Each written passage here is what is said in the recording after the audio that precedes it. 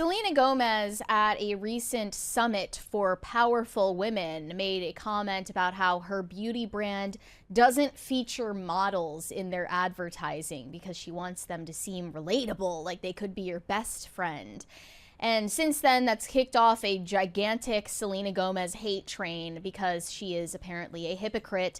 She's gotten extensive work done on her face. She's gotten fillers, she's gotten Botox, the works. And people are obviously pointing out that she's saying this because she herself is insecure and she's projecting that onto her target demographic. But that's also prompted a lot of conversation about her obsession with her ex, Justin Bieber, and his now wife and the mother of his child, Hailey Bieber, and her competition with Hailey Bieber, who also owns a cosmetics line. She has these two stills in her recent music video that were going extremely viral, where she looks heavily altered. I mean, you can even see her cheekbone is like heavily injected in these stills. It's very obvious that she's been like fighting her natural features for a long time. And that prompted a reply that said, "How come in South Korea, every woman with an extra 5K can get effortless hottification surgery on demand? But in the US, you have multimillionaire celebrities going under the knife with a 50-50 chance they'll come out looking like an X-Files monster of the week." And it's a good point. I mean, I'm not like pro plastic surgery by any means, but some people do it better than others. Selena Gomez is an example of what not to do. And I think that's a fair criticism, given that she's the one preaching about normalizing relatable beauty standards. We're allowed to critique her own practice of what she preaches. But amidst all of this backlash that she was receiving for her appearance, Grimes stepped into the ring and started white knighting for Selena Gomez. Grimes, by the way, has also gotten work done. I don't know if she has spoken about it extensively to the public, but here's what she had to say. "I've been on the internet for like 48 hours, and despite minor benefits, I might have to leave. Watch this Selena Gomez video. Besides a few weird derp shots that people were able to clip and super misrepresent how she looks extremely beautiful. Is probably one of the most beautiful girls. Imagine what it would feel like if people talked about you this way. Try to imagine the mental fortitude she presumably has. How do we not..." I'll just have to interject. Selena Gomez does not have mental fortitude because she's constantly crashing out on social media and taking social media breaks that last about 15 minutes. So that we have evidence to the contrary. How do we not utterly morally castigate someone who has a post like this and it blows up and chooses to keep the clout at the expense of everybody's mental health? How do you think little girls feel reading stuff like this about another woman? This might be vaguely the second generation of women being allowed to be over 30 in entertainment, if you can even count the first generation as anything besides a few outliers. Absolutely insane statement to make. That Selena Gomez, who is, what, 30 years old, she is basically the first generation of women in entertainment who are over 30. Are you kidding me? Mm-hmm.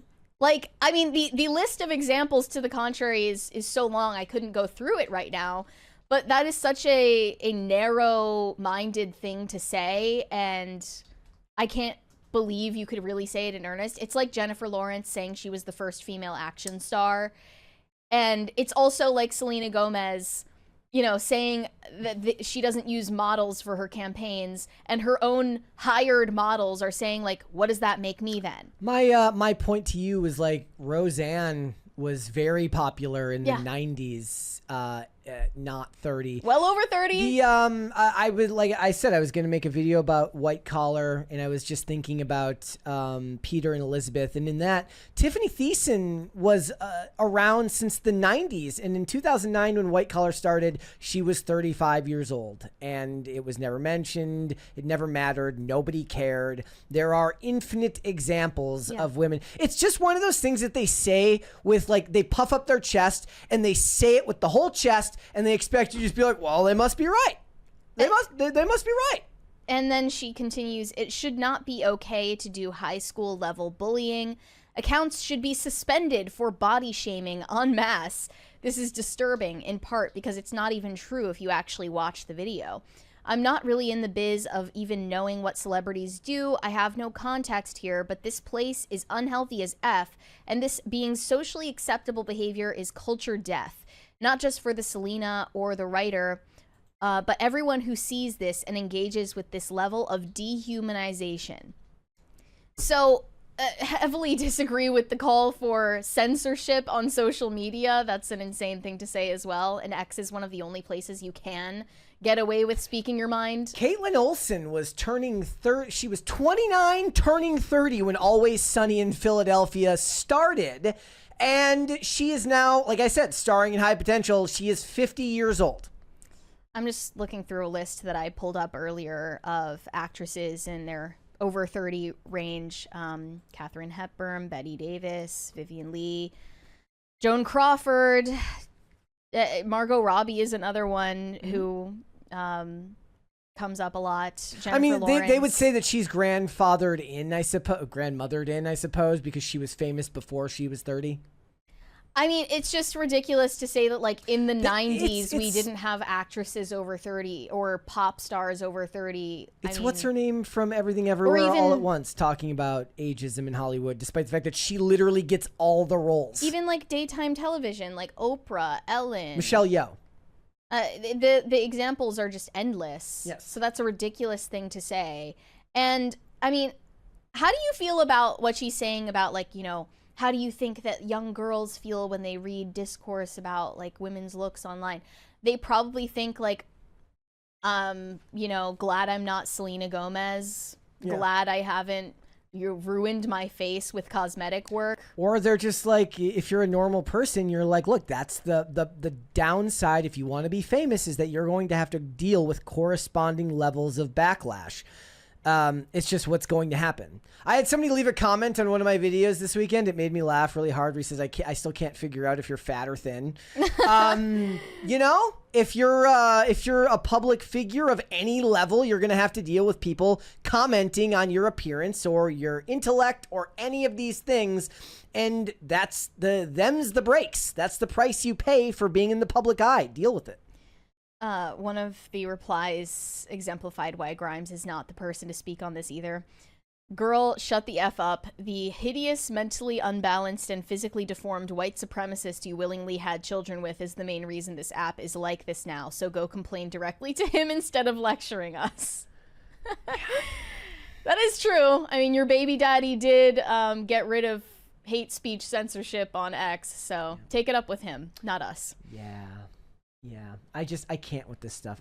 It is one of those things that they just say, and they're going to just say it as if they have all of the knowledge in the world, and then just assume you're going to be like, yeah, all women did that. When they turned 30, they just disappeared. They just went into the furnace. They got incinerated. Never existed again. Haven't you ever seen the pictures of, like, the Golden Girls, and it's like what women in their 50s looked like in the 80s? Versus what women in their 50s look like now. Guess what? They had to be famous in their 50s for you to see that image. That's true. Bette Davis was a national treasure. Betty White. Betty White, yes. And Bette Davis. Betty White was a national treasure up until the day she died. Mm-hmm. Okay, and everybody loved her. Everybody loves Dolly Parton. Right? Like, there's another who's like example. 100 years old. She's like 70 or Reba McEntire. Oh, yes. I mean, really, if you want to look into it, the sitcom wife was, like, still probably in her 30s most of the time, just younger than the husband was at the time. It would usually be older, because the trope was always, like, fat, ugly husband, attractive wife. Yeah. The Leia Raminis of the world. But also over 30. In entertainment. I would assume so, yeah. To this day. Stop pretending. And look, I guess, like, if I was to, like, steel man their argument, and it still doesn't even necessarily work in their favor, which is like, and I always point to this example, look at videos of Chris Pratt when he was younger. He's much better off now. He just is. With the curly hair, he looked funny when he was younger, like when he was in his teens, in his early 20s. He was in a show called Everwood. Men tend to grow into their face, or they grow into the type of roles that are popular in Hollywood. So, you know, if he's gonna, if you're gonna make $100 million at the box office, it's not gonna be on Wayward Logger in the Woods. It's gonna be corrupt CEO, evil businessman, superhero, all things that are more aptly cast when they're in their 30s and their 40s.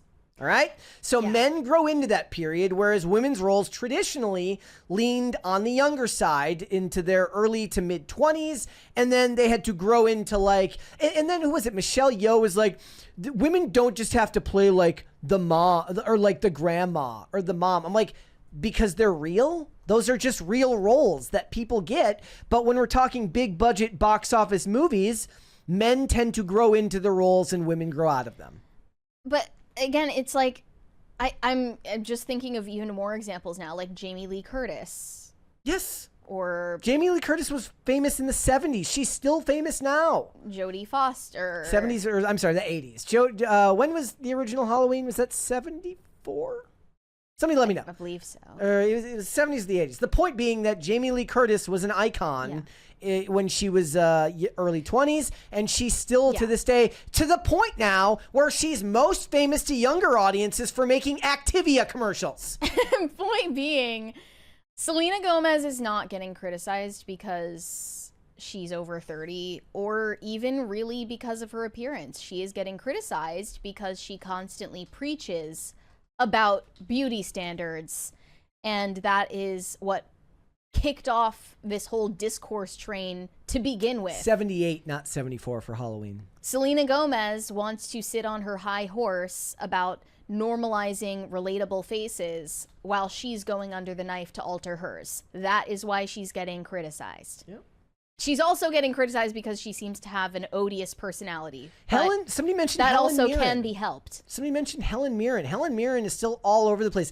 Glenn Close is still all over the place with Sigourney Kim Kardashian. Weaver. With Kim Kardashian in her weird Hulu lawyer series. We can just go on forever. We okay. could go on for like hours. My first real exposure to Glenn Close was in Damages, and she had to be in her 50s or her 60s when that show came out in 2005. Or even, Patricia Arquette has had a very successful career for decades. I don't know how old she would have been when Medium came out, but that would have been in like the mid 2000s. But the point is, they did not get discarded because they turned 30 or 40 or even 50 or even 60. Exactly. In all of these examples. What they don't like is the idea that, not everybody, they really do just want everybody to sing Kumbaya and get a job, but they'll never admit that they want themselves to get the job first. Yeah. Thanks for watching. Listen to full episodes of Pop Culture Crisis on Spotify. Keep up with us on social media and make sure you subscribe and ring that bell so you never miss the show. Bye, guys.